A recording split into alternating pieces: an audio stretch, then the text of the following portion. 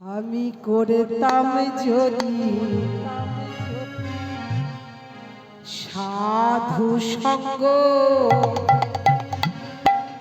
হরি রাখতো আমায় ভালো। আমি করতাম যদি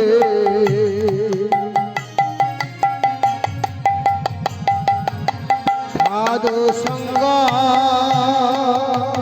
হরি রাখতো আমায় ভালো। আমি করতাম যদি সাধু সঙ্গ, হরি রাখতো আমায় ভালো। আমি করতাম যদি সাধু সঙ্গ, হরি রাখতো আমায় ভালো। আমি অসতেরি সঙ্গ করি বিধাই জন্ম গেল। আমি অসাদের সঙ্গ করে বিঠাই জন্ম গেল। আমি অসতেরি সঙ্গ করি বিধাই জন্ম গেল। আমি অসাদের সঙ্গ করে বিঠাই জন্ম গেল। আমি করতাম যদি সাধু সঙ্গ, হরি রাখতো আমায় ভালো। নিতাই গৌর হরি সাধু সঙ্গ, হরে রাখতো আমায় ভালো। আমি করতাম যদি সাধু সঙ্গ, হরে রাখতো আমায় ভালো। তাই মহাজন বললেন, সৎ সঙ্গ স্বর্গে বাস আর অসৎ সঙ্গ নরকে বাস। ভগবানকে পেতে গেলে কোনো অহংকার করলে হবে না বাবা।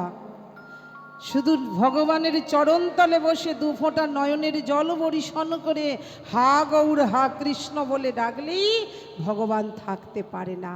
অহংকারে ভগবানকে পাওয়া যায় না। আর অহংকার করলে ভগবান কিন্তু তার পতন করে একদম দেয়। তার প্রমাণ দেখুন মা, একটা শোল মাছ, ছোট্ট একটা উপমা, একটা শোল মাছ আর একটা সাপ দুই বন্ধু হয়েছে।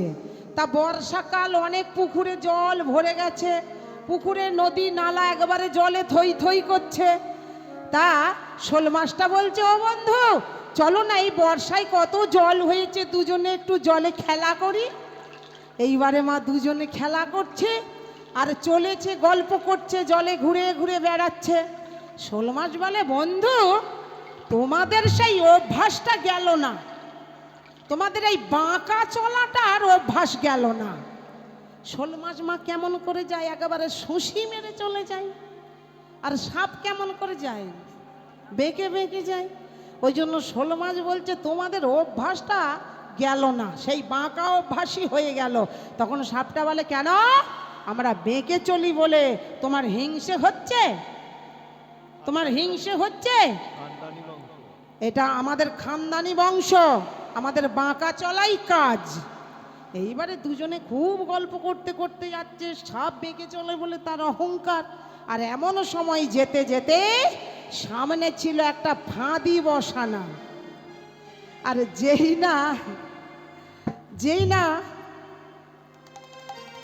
না ফাঁদিতে শোল মাছের মাথাটা ঠেকেছে, শোল মাছ একবারে লাফ কেটে ফাঁদি ডিঙিয়ে ওপার। আমার মা এসেছে, মা জননী। এই বাড়িতে এই মাকে আমিও দখল করেছি।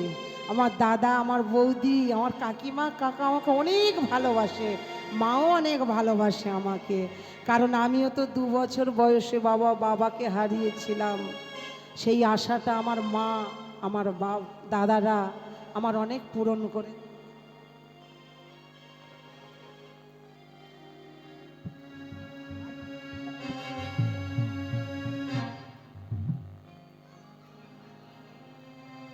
তা বলছে, এবার যেই না জালে ফাঁদিতে শোল